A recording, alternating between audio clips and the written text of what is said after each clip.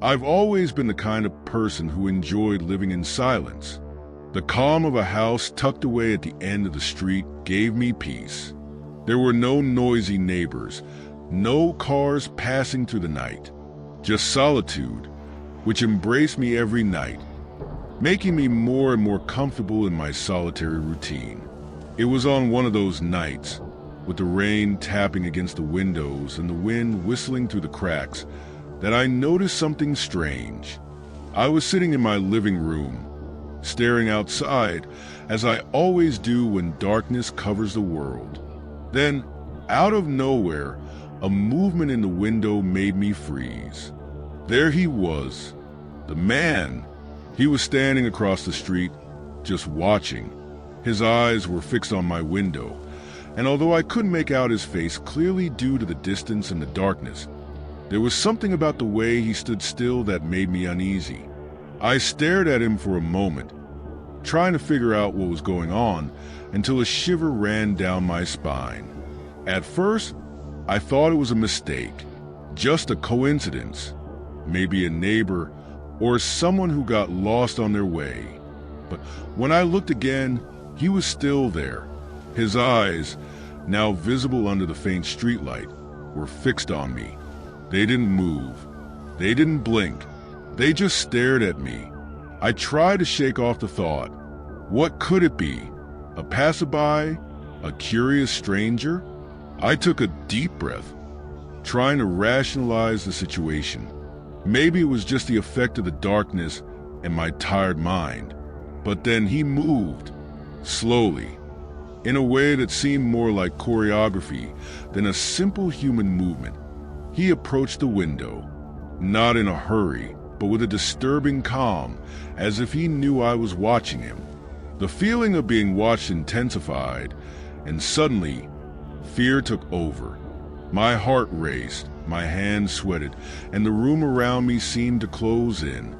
I backed away from the window, trying to shake off the strange feeling growing inside me. The man, however, didn't move.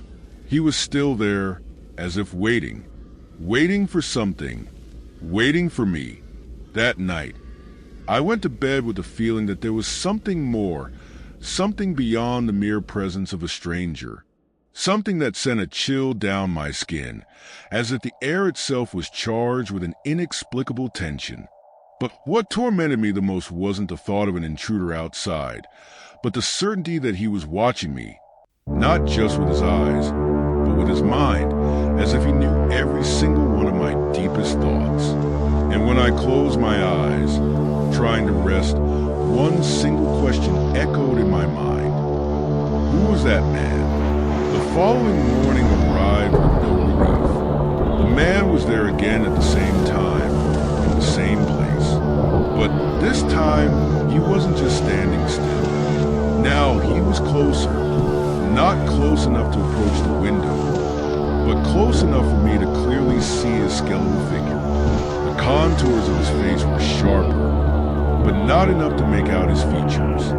What was most disturbing were his eyes, too big for a human, as if his soul was exposed to the world unfiltered, unprotected. I tried to convince myself that this wasn't real. I needed to focus on what was logical, but when night fell and darkness covered the street, that feeling of being watched came back full force. He was there as always, fixed on my window. Each night he got closer. His movements were meticulous, almost as if he knew exactly how to provoke me. He was a constant presence. I tried to ignore it, telling myself he was nothing more than an illusion, or maybe a curious neighbor. But he didn't disappear. He was there, waiting for something. But what did he want? One night, in a desperate moment of exhaustion, I went to the window again, even though I knew I shouldn't. The darkness seemed thicker than ever, and I could barely see anything except shadows. I looked outside, and there he was, standing closer now, so close that I could hear his slow, deep breathing. Something about his posture was wrong. The man seemed crooked, as if his joints weren't in the right place. His body was distorted, like a poorly put wanted to scream, to run away, but something held me in place. His eyes gleamed in the dark, and I felt like he was calling me, not with words, but with an invisible force pulling me towards him, as if he was waiting for me to come closer. But I knew that doing so would be a mistake. So I backed away from the window and closed the curtains. I tried to close my eyes and push the image of his distorted figure from my mind, but he was still there in my head. I couldn't escape him. He was watching me, not just with his eyes, but with something deeper, something that seemed to pierce me from the inside. In the following days, I started noticing other strange things. What once seemed like simple paranoia began to intensify. The clock stopped at the same time every night. I heard noises coming from places where there was nothing, like whispers in the walls. And the lights would sometimes flicker, as if the world was trying to warn me about something. I started to wonder if he was making this happen. How could he have so much power over my house, over my mind? Something was wrong, very wrong. And the more I tried to ignore him, the more present he became. I couldn't tell anymore what was real and what was an illusion. The feeling of being watched never went away. Then, I started to notice something even more disturbing. He wasn't just watching me. He was waiting for me, waiting for the right moment, as if he knew something I didn't, something I hadn't discovered yet. But what could it be? What did he want from me? And why did he choose me? The nights began to drag on, each one more unbearable than the last. I tried to convince myself that my mind was playing tricks on me, that the shadows in the house were doing what they always did, forming shapes, distorting the normal. But the presence of the man became undeniable. It was as if he had become part of the environment. I couldn't tell anymore if he was actually there, or if his image had been burned into my mind in a way I couldn't erase. On the most recent night, something happened that made me doubt my sanity entirely. I was sitting in my living room, the light off, only the faint streetlight creeping in through the window. I tried to distract myself with a book, but my eyes were always drawn back to the window, where the darkness outside seemed to swallow everything. I knew he was there. I could feel his presence. He was watching, waiting. Then, in the silence of the night, I heard something that froze me in place. A faint tap on the window, a knock so soft it felt more like a sigh than anything else. I didn't think twice. I stood up, my heart pounding faster than ever, and walked over to the window. The curtain was closed, but I knew he was on the other side, waiting for me to open it. It was as if he was forcing the situation, as if he was waiting for me to finally give in, for me to do something he had been waiting for so long. I hesitated, fear tightening around my throat. But then, something pushed me to do what I feared the most. I pulled the curtain back. He was there, and he wasn't at a safe distance anymore.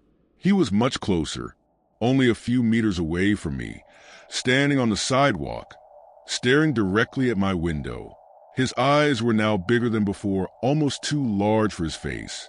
They gleamed, reflecting the streetlight, and a cold shiver ran down my spine. I couldn't resist anymore. I backed away from the window, taking a few steps back, but something in me knew he was still there, watching. Fear paralyzed me. My mind was a whirlwind of confused thoughts. What did he want? What was he waiting for? Why was he so close now? Why had he chosen me? It was in that moment that I realized something even more terrifying. That feeling of being watched wasn't just a feeling. He knew what I was thinking. He knew my fears, my insecurities. It was as if he had invaded my mind, as if he had a direct connection to my deepest thoughts. I backed away to the far end of the room, trying to think of a solution, but my head was filled with a single question, a question that wouldn't stop. How did he know so much about me? The next night, I couldn't resist anymore. I had to know more. I needed to understand what was happening. I grabbed my phone and started searching for any information that could explain what was going on. And that's when I found something that made me question my sanity. There were old reports of a man who appeared in people's windows, watching them. And each of the reports ended with the same phrase: "He never leaves until you invite him in." My stomach churned. What did this mean? What would it take for him to come in?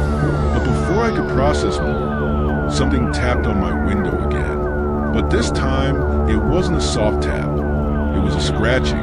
And that sound, that scratching, seemed to come from inside, not from outside. I looked at the window and, with a shiver that made me tremble, I saw something else. There was something inside my house, something that was now watching me up close, waiting. The scratching sound on the window didn't stop. It was as if something was trying to get in, something that shouldn't be there, something that shouldn't exist. I stared at the window, my eyes fixed on the curtain that now seemed like a fragile barrier between me and whatever was hiding on the other side. Each sound grew louder, more desperate, but I didn't dare look. At the same time, something inside me forced me to look. I wanted to understand, I wanted to know what was happening. And if I didn't do it, I knew my sanity could be the next to crumble. Fear was a shadow crawling over my entire body. But curiosity was stronger.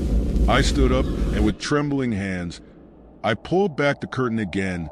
The first thing I saw was the darkness, an impenetrable darkness that seemed to consume everything around. But soon, as my eyes adjusted, the figure of the man appeared. He was even closer than he had ever been. And now, his eyes were fixed on me with an intensity one didn't know a human being, or something like him, could have. I tried to back away, but fear paralyzed me. His eyes glowed in the darkness, reflecting a supernatural light. And then he did something I never imagined would happen. He smiled.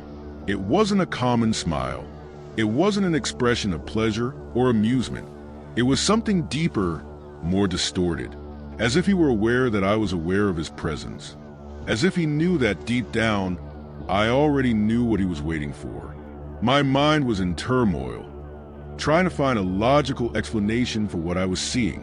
I thought of every possible explanation. A nightmare, a psychological trick, something natural my mind was distorting. But nothing made sense. He was there real, and there was no escaping this reality. Then I heard something that made me freeze. It was a voice. His voice. "Let me in." The voice didn't come from outside the window. It came from inside the house. It came from inside my own head. My heart raced. I tried to pull away, but something held me back, an invisible force that seemed to pull my legs forward, as if he were summoning me. I wanted to scream, run, but my body wouldn't respond. He was dominating me, controlling my will to act. I looked to the side and saw, with chilling clarity, that the shadows in the room began to move strangely, as if they were contorting, as if they didn't belong to this world. The lights flickered intermittently, creating flashes of terror in my vision, making everything even more distorted, more unbearable. And then I saw it. Inside the room, a small broken mirror that was on the floor began to glow, as if it were reflecting light from an unknown source. I stared at it, hypnotized, unable to look away, and it was there, reflected in the shards of broken glass, that I saw the truth. The man was no longer just outside. He was everywhere. He was in every corner of the room, in every shadow that moved. His body, deformed and twisted, was now materializing inside the house, as if the shadows were giving him form. His joints twisted and stretched in impossible ways, and he smiled with his empty, giant eyes, staring at me through the mirror, through the walls. It was as if he had entered my mind, my soul. As if, by looking into the mirror, I had opened the door to him. He didn't need to be outside anymore. He was already here. And then he spoke again, now not just in my head, but in my voice. "Now you've invited me in. Now there's no turning back." That was when I finally understood the terrible truth. He wasn't just a man looking through my window. He was a manifestation of fear, anxiety, doubt, madness. He didn't need a physical invitation. He fed on my restlessness, my despair. He was already inside me, and I had already invited him to stay.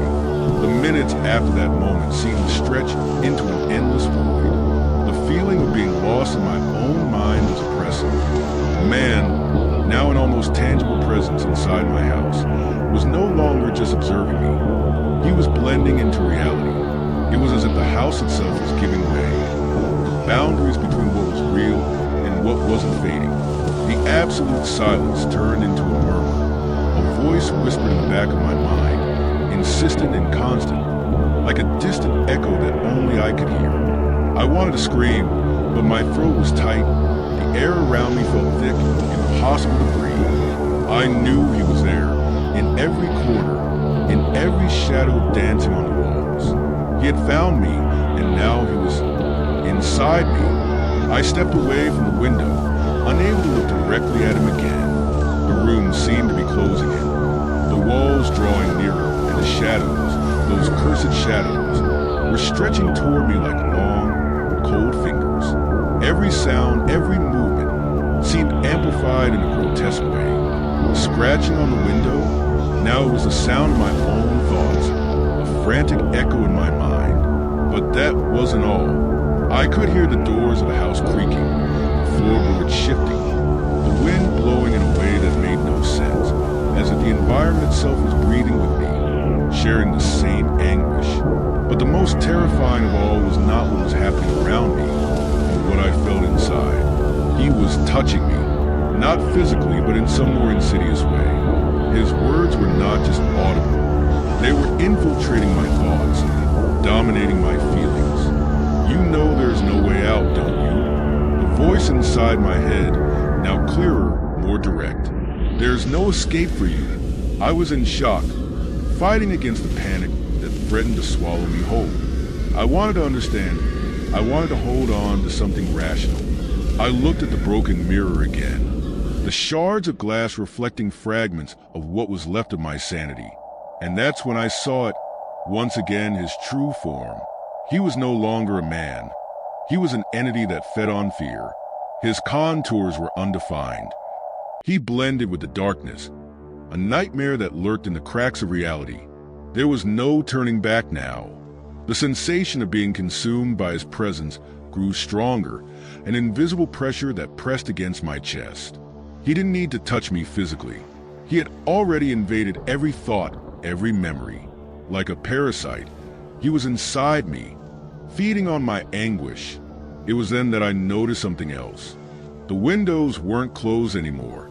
They were open, not physically, but in the deepest sense. The man was no longer just at the window. He had left the external reality. He was inside my mind, inside my house, and now I saw his form in the walls, in the furniture, in the objects. Everything was transforming into an extension of him. The shadows now had a life of their own, twisting, writhing, as if they wanted to swallow me whole. I wanted to run, scream, do anything to escape, but my body was frozen, motionless. He had control. He had called me. I had already invited him. Do you remember the first day, when everything seemed normal? His voice, now softer, filled the room, touching my most intimate memories. You saw me that day, didn't you?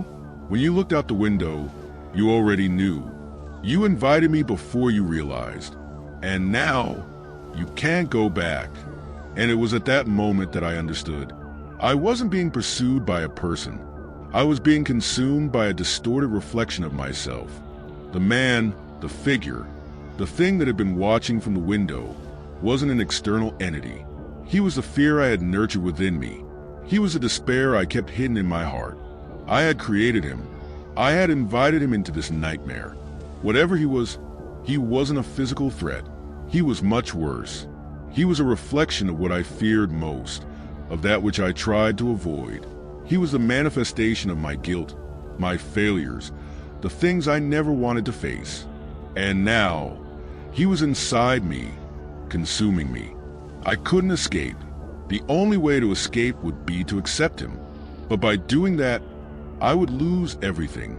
My sanity, my humanity, and deep down, I knew he was watching me even closer, waiting for that moment. He wanted me to accept him, for me to yield, because he knew that from that point on, My soul would belong to him. And the worst part was, I had already accepted. The feeling of being in a mental prison was unbearable. Every breath I took felt like a superhuman effort, yet the air was thick, saturated with his presence. The man, or whatever he was, had become a shadow inside me, infiltrating every moment of my being. The house was filled with his presence, but more disturbing than that was the fact that I no longer knew where he ended and where I began.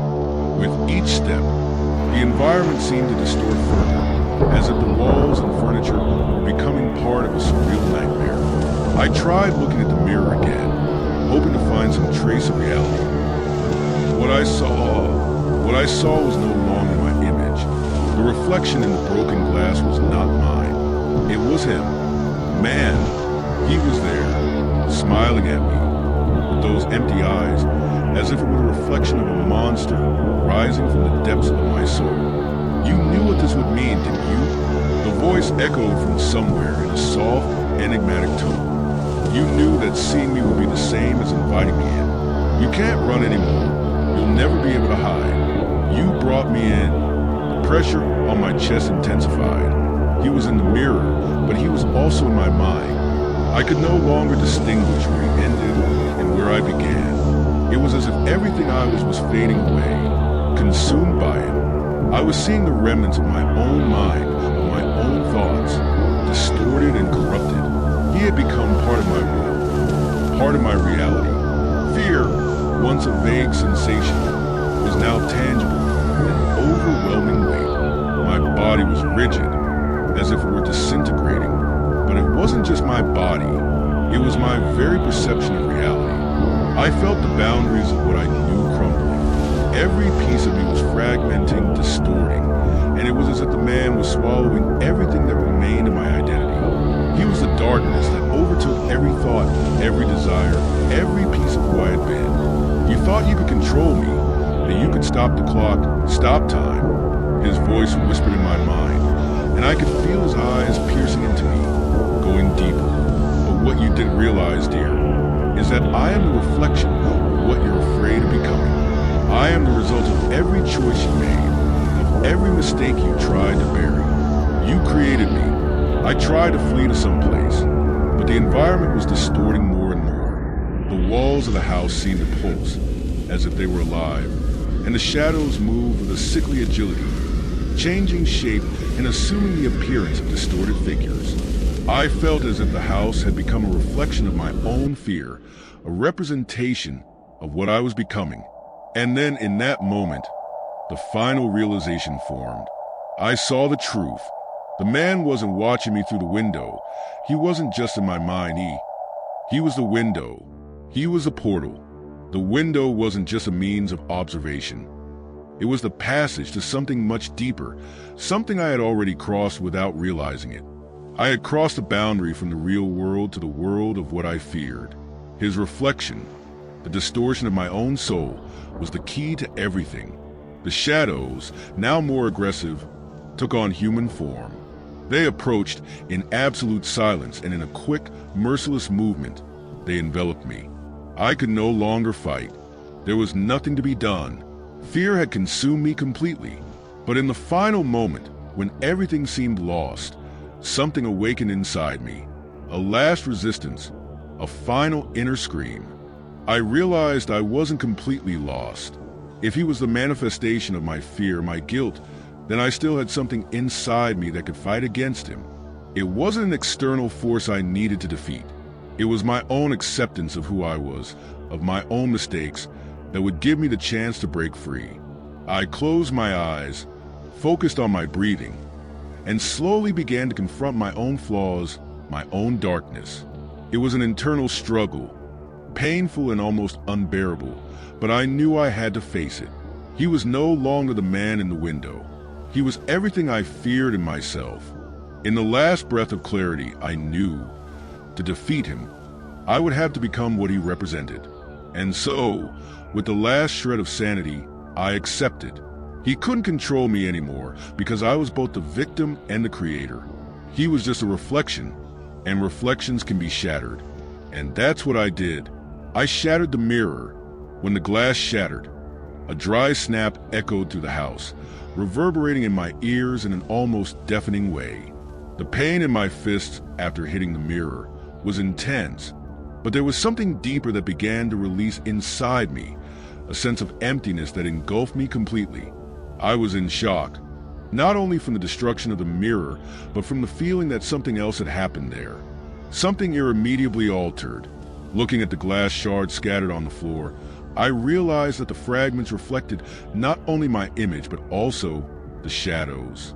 The shadows that were once distorted, moving as if they were alive, were now trapped in the glass shards, frozen in time.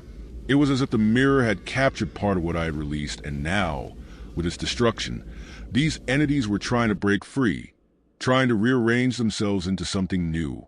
But something was wrong. A strange feeling of depersonalization took over me. I knew I had broken the mirror, but at the same time, I knew it hadn't been completely destroyed. The glass particles on the floor seemed to form a kind of portal, with the shadows distorting frenetically within each fragment.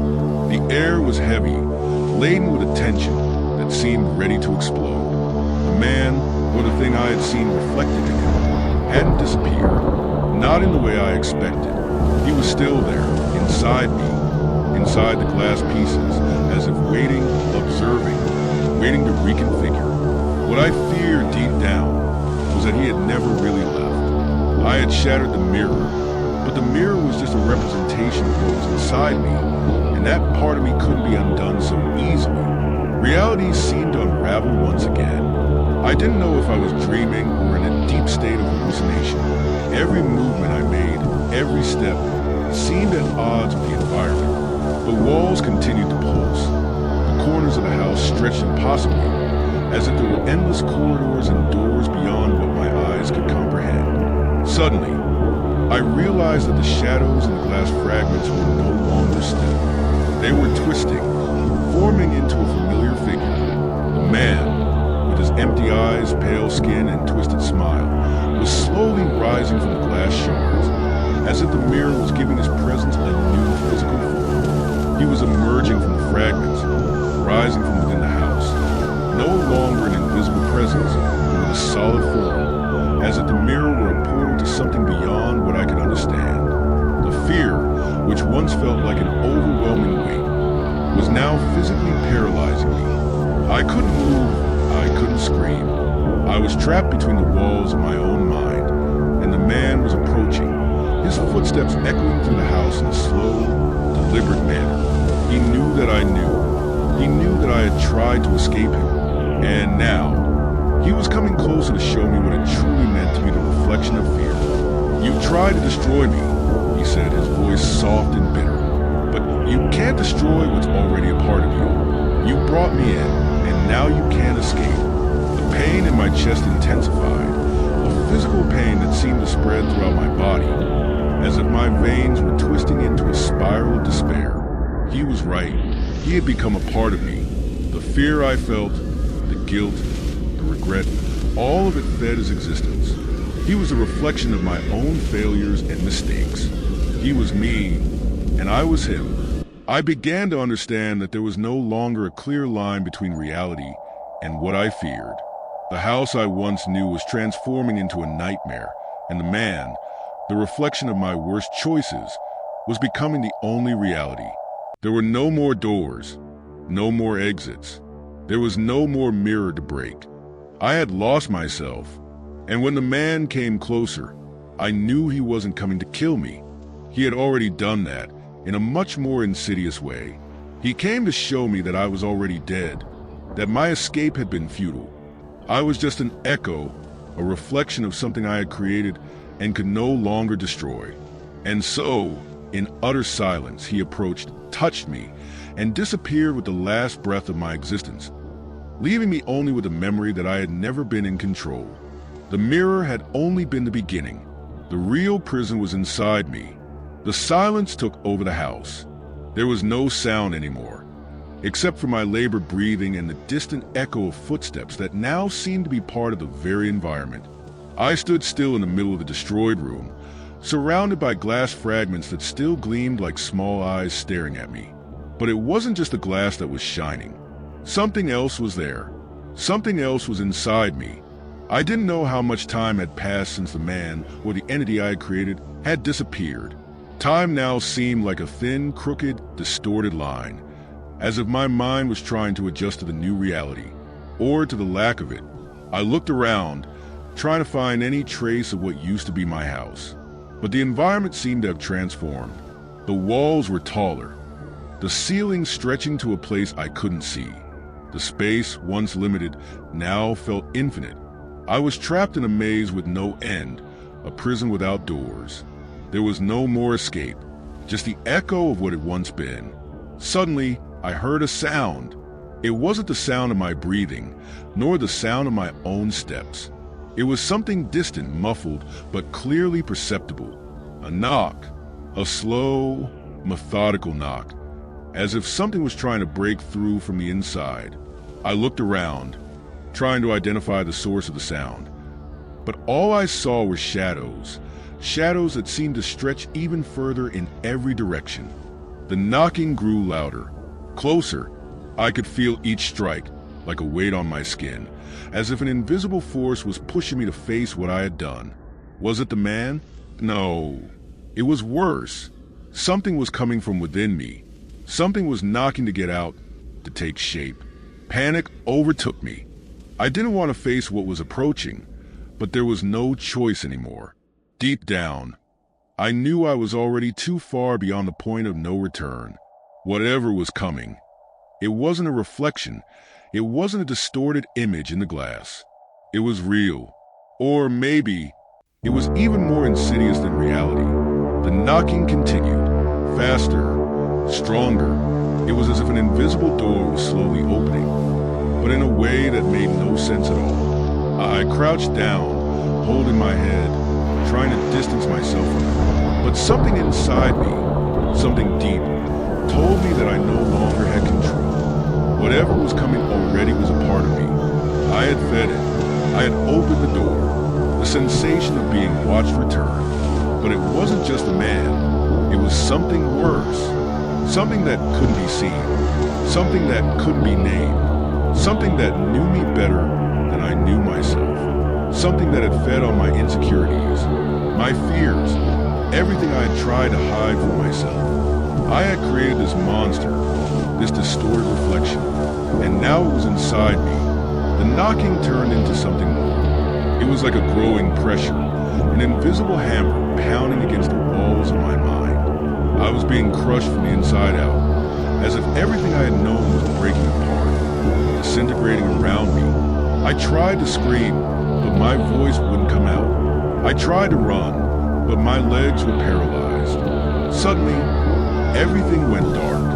Not just the environment, but the very sense of myself. I no longer knew who I was. I no longer knew where reality ended and madness began. The man, the entity, the reflection, all of it had merged into one thing. And now, this thing was consuming me from within. I no longer knew what was real. I no longer knew who was looking through the window. And the knocking continued. But now, it was coming from inside me. The darkness became dense. The feeling of being swallowed by a vortex, an endless spiral, took over my body and mind. I could no longer distinguish the limits of my being, nor know if what I was experiencing still belonged to the physical world, or if I was trapped in another dimension, or perhaps just lost inside myself. The pressure increased with every second, as if an invisible hand was squeezing me from within. What had once seemed like a distant knock now became an unbearable hammering, a frantic pulsing echoing in my head, making my heart beat with the same intensity. It wasn't just a sound, it was a sensation, an inner torment. I was hearing my own despair, and then a faint light appeared in front of me, a weak glow, slowly expanding like a beacon in the dark. I crawled toward it, no longer sure if I was walking or being pulled, but something in me, a last spark of hope, made me move toward this light. It was all I had left now, a chance to escape, to return to what I once knew. When I finally crossed the line of darkness, I was met with a devastating sight. I was back in my house, or at least what was left of it. The chaos I had left behind was still there. The cracked walls, the broken glass, the marks of what had happened were everywhere. But there was something more, a figure.